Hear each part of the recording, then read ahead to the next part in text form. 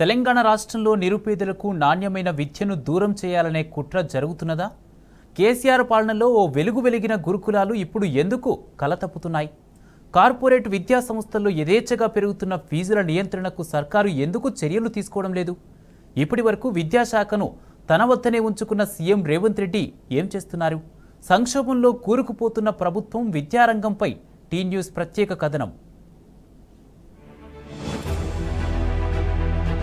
అద్భుతాల నుంచి అధోగతి దిశగా తెలంగాణ విద్యారంగం పతనమవుతుందా? 6 నెలలుగా రాష్ట్రంలో విద్యుత్ కష్టాలు, నీటి సమస్యలు అమాంతం పెరుగుతున్నట్లే విద్యా వ్యవస్థ పనితీరు కూడా రోజు రోజుకు దిగజారిపోతోందా? రేవంత్ రెడ్డి సర్కార్ తీరు చూస్తే ఈ ప్రశ్నలకు అవుననే సమాధానం వినిపిస్తోంది. అధికారంలోకి వచ్చి 6 నెలలైనా ఇప్పటి వరకు పూర్తి స్థాయిలో విద్యాశాఖ మంత్రి లేకపోవడం, కొత్త విద్యా సంవత్సరం ప్రారంభానికి కొన్ని రోజులే ఉన్నా సరైన సన్నద్ధత లేకపోవడం విద్యార్థులతో పాటు తల్లిదండ్రులను అయోమయానికి గురిచేస్తోంది. ప్రైవేట్ విద్యా సంస్థల ఫీజుల దోపిడీని అరికట్టలేని ప్రస్తుత పాలకుల చేతగానితనం పేదల పాలిట గుదిబండలా మారుతోంది.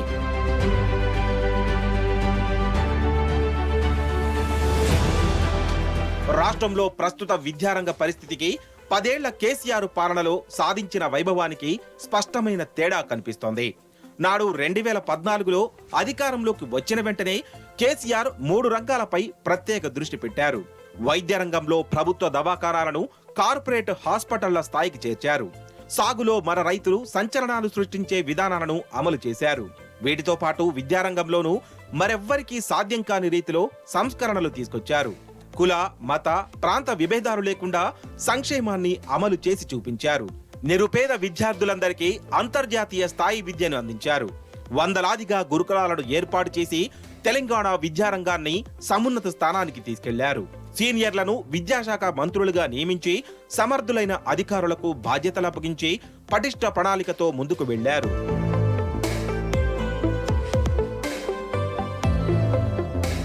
ప్రభుత్వ పాఠశాలల్లో వసతులు మెరుగుపరిచిన నాటి కేసీఆర్ సర్కార్ తర్వాత గురుకులాల ఏర్పాటుతో జోరు పెంచింది.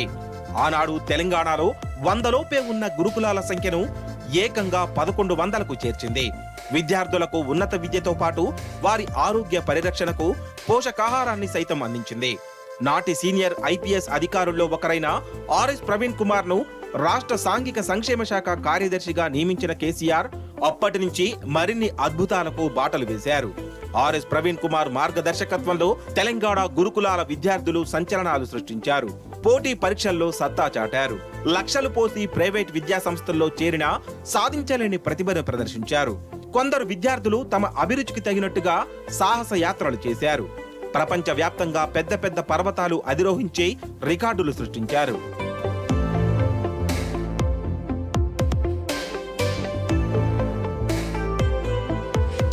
పదేళ్లుగా కేసీఆర్ సర్కార్ ఇంతగా శ్రమిస్తే వచ్చిన 6 నెలల్లోనే విద్యారంగాన్ని భ్రష్టు పట్టించేలా వ్యవహరిస్తోంది రేవంత్ సర్కార్. ఎన్నికల ప్రచారంలో మెగా డిఎస్సి అన్నారు, మండలానికో ఇంటర్నేషనల్ స్కూల్ అన్నారు. ఆఖరికి ఇచ్చిన మాట నిలబెట్టుకోవాల్సింది పోయి ఉన్న ప్రభుత్వ గురుకులాలను మూసేసే కుట్రలు చేస్తున్నారన్న ఆరోపణలు వినిపిస్తున్నాయి. ఇప్పటి వరకు కనీసం పూర్తిస్థాయి విద్యాశాఖ మంత్రిని ప్రభుత్వం నియమించలేదు. సీఎం రేవంత్ రెడ్డి స్వయాన తన దగ్గరే విద్యాశాఖ అట్టిపెట్టుకుని ఏ మాత్రం పట్టింపు లేకుండా వ్యవహరిస్తున్నారు. రాష్ట్ర విద్యా వ్యవస్థకు రేవంత్ రెడ్డి ఇస్తున్న ప్రాధాన్యత ఏ పాటితో ఇక్కడే అర్థమవుతుందన్న విమర్శలు వెల్లువెత్తుతున్నాయి.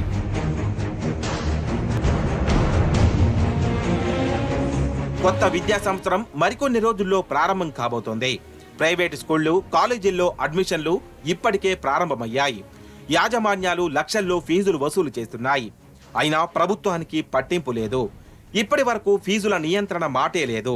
ఫలితంగా మధ్యతరగతి ప్రజలపై అంతులేని భారం పడుతోంది.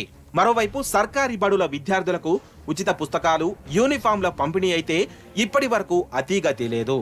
ఎంతమందికి అవి అందాయన్న వివరాలు ప్రభుత్వ అధికారుల దగ్గరే లేకపోవడం విడ్డూరం.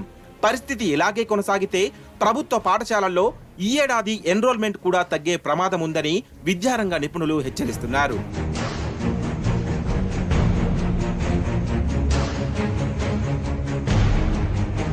రాష్ట్ర విద్యారంగంపై సీఎం రేవంత్ రెడ్డి నిర్లక్ష్యం చూస్తుంటే ప్రజలకు కొత్త అనుమానాలు కలుగుతున్నాయి. మంత్రిత్వ శాఖను పూర్తి స్థాయిలో కేటాయించకుండా తన వద్దే రేవంత్ ఎందుకు అట్టిపెట్టుకున్నారు? విద్యాశాఖ తన వద్దే ఉన్న రేవంత్ ఎందుకు నిర్లక్ష్యంగా వ్యవహరిస్తున్నారు?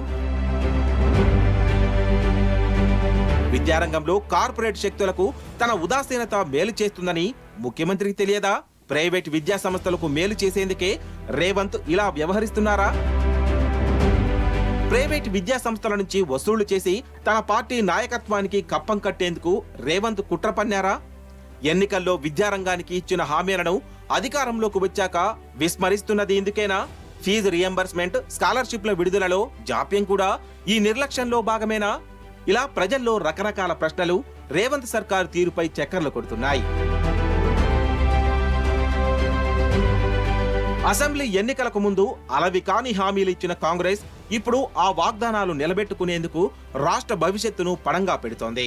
పథకాల అమలు కోసం నిధుల సమీకరణలో భాగంగా ప్రాధాన్యత రంగాలకు సైతం నిధులు కేటాయించడం లేదు. కాంగ్రెస్ సర్కార్ మూర్ఖపు వ్యూహం కారణంగానే విద్యారంగానికి నిధులు ఇవ్వడం లేదన్న ఆరోపణలు వినిపిస్తున్నాయి. అందుకే కార్పొరేట్ విద్యా సంస్థల ఫీజుల పెంపుపై చూసి చూడనట్లు వ్యవహరించడంపై కూడా పలు అనుమానాలు వెల్లువెత్తుతున్నాయి. విద్యారంగం విషయంలో రేవంత్ ప్రభుత్వ తీరు మారకుంటే రాష్ట్రంలో మానవ వనరుల అభివృద్ధికి విఘాతం కలుగుతుంది. విద్యార్థుల్లో కమ్యూనికేషన్ స్కిల్స్, సాంకేతిక నైపుణ్యాలు తగ్గిపోతాయి.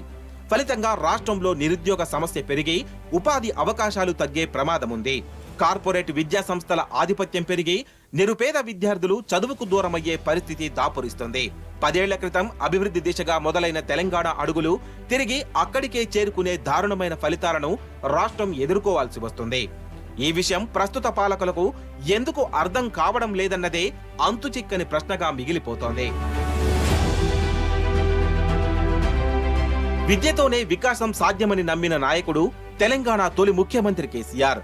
ఆ దిశగానే తన కార్యాచరణ అమలు చేశారు. 10 ఏళ్లలో ఏ కొత్త రాష్ట్రం అందుకోలేని ఉన్నత ప్రమాణాలను విద్యారంగంలో నెలకొల్పారు. కేసీఆర్ పాలనలో రాష్ట్ర విద్యార్థులు కూడా భవిష్యత్తుపై ఎంతో భరోసా కలిగి ఉండేవారు. కానీ కేవలం 5-6 నెలల్లోపే అంతా తలకిందులైంది. ఈ అద్భుతాలన్నీ కనుమరుగైపోతున్నాయి. తెలంగాణ విద్యారంగంలో ప్రగతి పవనాలు తిరోగమిస్తున్నాయి. విద్యాశాఖకు మంత్రిగా ఉన్న ముఖ్యమంత్రి రేవంత్ రెడ్డికి ఈ సమస్య అర్థమయ్యేదెన్నడో, రాష్ట్ర విద్యార్థుల సమస్యలు పరిష్కారమయ్యేదెన్నడో కాలమే ఈ ప్రశ్నలకు సమాధానం చెప్పాలి.